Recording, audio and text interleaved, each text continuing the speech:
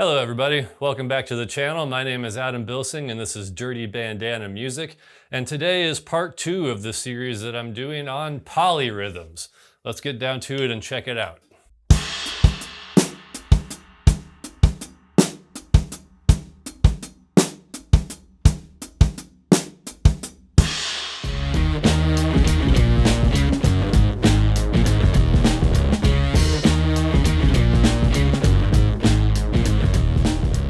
Okay, so in part 1 we talked about what a polyrhythm is and the basics of polyrhythms, which you probably already know. Check out the link in the description below if you want to roll back and see part 1 of this series. Today is part 2 and we're going to talk about one of the most popular polyrhythms in drumming, 3/2 or 2/3. One of my favorites and something that we probably all get under our hands sooner than some of this more esoteric stuff. So starting out, one of the ways that I like to figure out polyrhythms if I've never played them before is I like to write out all the notes, and there's a certain method I use that kind of reminds me of math in the old grade school days, where I do a little thing to try to find sort of the lowest common denominator. What I'm trying to do is pile in all the notes that are missing and figure out how many subdivisions I have to add before both of the polyrhythms are actually sort of happening together, and then I subtract notes. So for this example, when we're going to talk about 3/2, which is a triplet over a quarter note or something like that, what I like to do is write out 16th note triplets and put all the 8th notes in there. I'm going to show you an example on the screen so that you can see where all the notes are supposed to happen. And then I like to pull out the in-between notes. For this example, it would be the in-between notes in the triplet, so that there is all the space necessary, but we get to see in sort of a grid fashion where the notes would be happening if we were playing all of them. So for example, if you leave all of the notes in the right hand in the triplet, it's gonna sound something like this, which you'll notice is basically 3/1, which we talked about in the last video.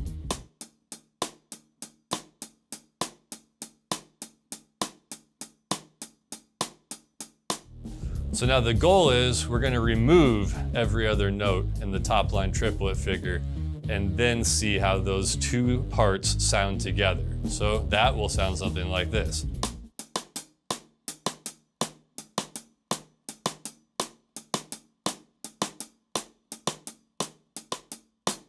And that is your 3/2 polyrhythm. 3 in the right hand, 2 in the left hand. So we've got 3 on the hi-hat, 2 in the cross stick. 1, 2, 3, 1, 2, 3, 1, 2, 3, 1, 2, 3, 1, 2, 1, 2, 1, 2, 1. So that is a 3/2 polyrhythm. That's how it looks in the hands. Now, I would also practice this the opposite way. So with 3 in your left hand and 2 in your right hand.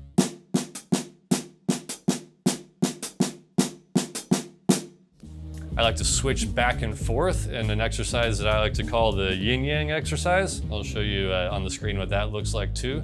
So you'll start with 3 in your right hand, do that one time through, and then flop them. So then you got 3 in your left hand, it looks like this.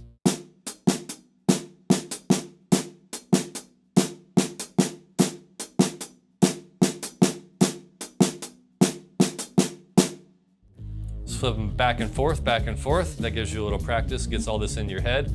And then I would also do this with your feet in the same way. So start with 3 on your left foot in the hi-hat, 2 on your right foot on the kick drum.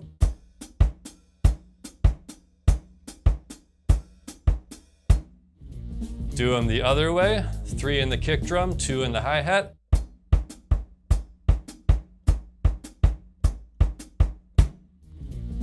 And then do the same yin-yang exercise with your feet, switching back and forth.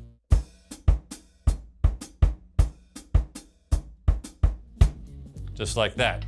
So those are the ways that I would start practicing your 3/2 and 2/3 polyrhythms.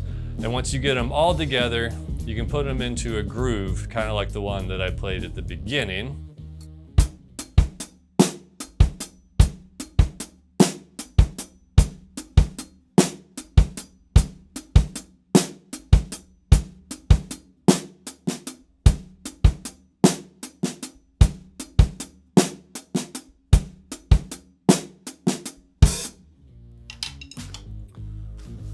And that's how you get into 3/2 and 2/3.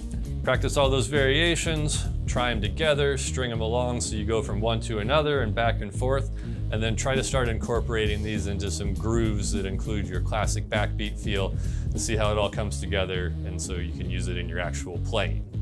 This has been part 2 of our polyrhythm series. Come back next time for part 3, where I'm going to discuss 3/4 and 4/3, which is just one step further than what we did today. And then further down the line, we're going to bring this into 5s and include this whole concept in my quintuplet madness that I just won't shut up about. So like and subscribe below if you want to make sure you don't miss any of the upcoming content. You can also follow me over on Instagram at Dirty Bandana, and you can get all the details for everything that I'm up to on my website at dirtybandana.com. That's it for now. We'll see y'all next time.